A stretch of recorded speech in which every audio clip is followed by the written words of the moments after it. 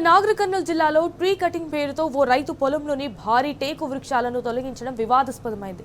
ఎండబేట్ల గ్రామానికి చెందిన సేవకుల బుచ్చన్న వ్యవసాయ పొలం సర్వే నంబర్ 46 లో సుమారు 20 ఏళ్ల క్రితం నాటిన 18 భారీ టేకు వృక్షాలను విద్యుత్ లైన్ కు అడ్డుగా ఉన్నాయని కారణంతో తొలగించారు.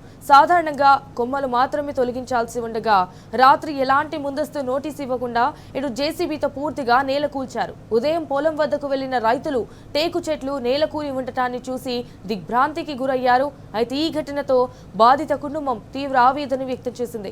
విద్యుత్ అధికారులను కూడా సంప్రదించగా తమకు సంబంధం లేదని చెప్పి బాధిత నుంచి తప్పించుకుంటున్నారని రైతులు ఆరోపిస్తున్నారు. అయితే ఈ ఘటనపై అటవీశాఖ అధికారులకు ఫిర్యాదు చేసినట్లు బాధితులు తెలిపారు. నిబంధనలు ఉల్లంఘించి వృక్షాలను తొలగించిన వారిపై కఠిన చర్యలు తీసుకోవాలని కూడా రైతుకు తగిన నష్టపరిహారం అందించాలని గ్రామస్తులు ప్రభుత్వాన్ని కోరుతున్నారు.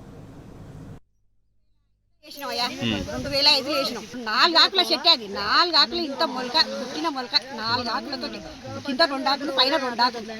ఆ మొలకకే 25 రూపాయలు వేసుకున్నాం. 250 చెట్లు అంటే రైతులకు ఎవరు JCP line man current line man ఏదైతే సలహా పోదు కదా, ఆయన సలహా లేని పోదు కదా.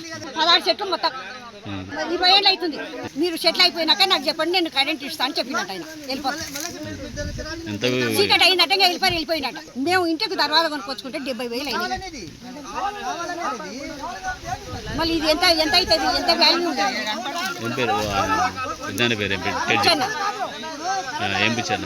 షౌకుల బుచ్చన్న ఊళ్ళో షౌకుల బుచ్చన్న అంటే అందరు తెలుసు. ఎండబెట్ల